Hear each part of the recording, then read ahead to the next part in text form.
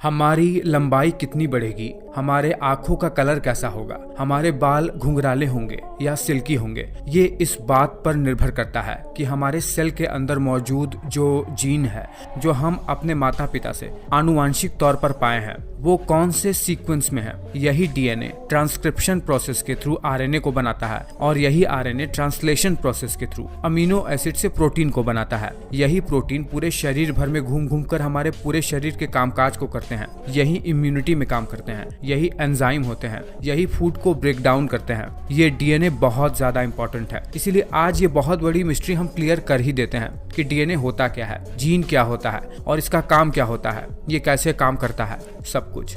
देखिए, जब हम अपने सेल के अंदर जाएंगे तो हमारे सेल के अंदर न्यूक्लियस होता है। इसी न्यूक्लियस के अंदर ही हमारा डीएनए बिल्कुल धागे की मेश की तरह, बिल्कुल उलझे हुए धागे की तरह, जिसे क्रोमेटिन कहते हैं, उसके अंदर निहित रहता है। और इसके अलावा डीएनए दरअसल हमारे माइटोकॉन्ड्रिया के अंदर भी पाया जाता है, सर्कुलर डीएनए के रूप में। बहुत ही स्पेशल होता है ये, केवल और केवल मदर से ही बच्चों में पास होता है ये। इस पर तो अलग से वीडियो बनाना पड़ेगा। अगर हम अपने न्यूक्लियस के अंदर जाएंगे तो हम पाएंगे कि न्यूक्लियस क्रोमेटिन के रूप में डीएनए को अपने अंदर संग्रहित किया हुआ है। इस डीएनए को जब हम थोड़ा सा खींच कर देखेंगे तो हम पाएंगे कि डीएनए एक डबल हेलिकल स्ट्रैंड के रूप में, बिल्कुल सीढ़ीनुमा संरचना के रूप में बना हुआ है। चलिए इसके संरचना को थोड़ा सा ढंग से देख लेते हैं। मान लीजिए कि डीएनए बिल्कुल एक सीढ़ीनुमा संरचना है, वो सीढ़ी जो बांस की सीढ़ी होती है। जनरली हमारे देश में कई जगह पर आपने उसे देखा होगा। इस सीढ़ी का ये जो दोनों बांस वाला साइड है, मान लीजिए डीएनए का स्ट्रैंड है वो। डीएनए का ये स्ट्रैंड बना हुआ होता है फॉस्फेट और शुगर के मॉलिक्यूल से, इसीलिए इसे फॉस्फेट शुगर बैकबोन कहा जाता है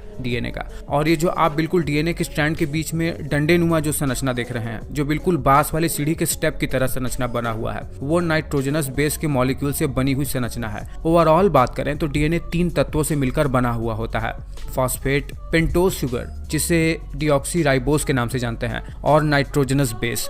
इसमें जो नाइट्रोजनस बेस है वो 2 प्रकार का होता है, प्यूरीन और पायरिमिडीन। प्यूरीन में 2 मॉलिक्यूल आते हैं, एडेनिन और गुआनिन, और पायरिमिडीन में थाइमिन और साइटोसिन नाम के 2 मॉलिक्यूल होते हैं। जब यही नाइट्रोजनस बेस और शुगर के मॉलिक्यूल आपस में जुड़ जाते हैं तो इसे न्यूक्लियोसाइड कहते हैं। और जब यही न्यूक्लियोसाइड फॉस्फेट ग्रुप से आकर जुड़ जाता है तो ये न्यूक्लियोटाइड मॉलिक्यूल बनाता है। और जब यही न्यूक्लियोटाइड के 13 या उससे ज्यादा मॉलिक्यूल आपस में कोवैलेंटली बॉन्ड से जुड़ जाते हैं तो डीएनए का निर्माण होता है। इसमें कैच ये है कि इसमें जो नाइट्रोजनस बेस है उनका एक स्पेशल सीक्वेंसिंग होता है। एक प्रकार का नाइट्रोजनस बेस केवल स्पेसिफिक टाइप के नाइट्रोजनस बेस के साथ ही जुड़ता है, जैसे एडेनिन केवल थाइमिन के साथ डबल बॉन्ड के साथ जुड़ेगा, गुआनिन ट्रिपल बॉन्ड के साथ साइटोसिन के साथ जुड़ेगा। ऐसा कभी नहीं होगा कि एडेनिन साइटोसिन या गुआनिन थाइमिन के साथ जुड़ जाए। और यही नाइट्रोजनस बेस की अवस्थिति इस फॉस्फेट शुगर बैकबोन के ऊपर तय करता है कि किसी स्पेसिफिक कोड को बनाने वाले जीन कैसे होंगे। देखिए, जीन डीएनए के ऊपर नाइट्रोजनस बेस का कुछ ऐसा सीक्वेंसिंग होता है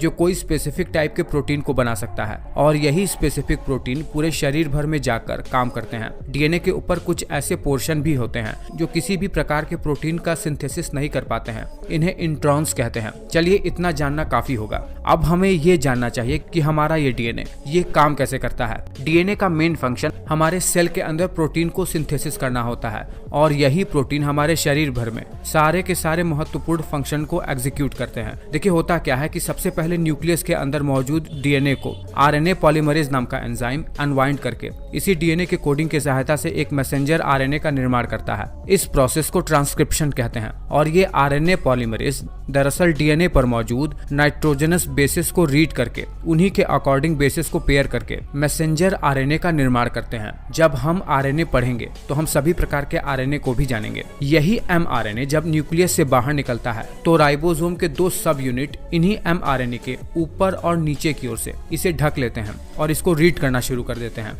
सेल के साइटोप्लाज्म में मौजूद अमीनो एसिड जो भोजन के पचने के बाद हमें मिला है, अब ट्रांसफर आरएनए के सहायता से राइबोसोम द्वारा रीड होने लगते हैं और एक निश्चित अरेंजमेंट में व्यवस्थित होने लगते हैं, जिसे ट्रांसलेशन का प्रोसेस कहते हैं। हम ट्रांसफर आरएनए के बारे में भी जानेंगे अगले वीडियो में, लेकिन चलिए फिलहाल अभी इस प्रोसेस पर आते हैं। जब अमीनो एसिड एक निश्चित अरेंजमेंट में व्यवस्थित हो जाते हैं तो ये एक स्पेशल किस्म के प्रोटीन को बना लेते हैं। यही प्रोटीन हमारे शरीर में स्किन को कलर दे सकता है, अगर सेल मेलानोसाइट है तो यही प्रोटीन एंजाइम बनते हैं, यही प्रोटीन हार्मोन बन सकता है।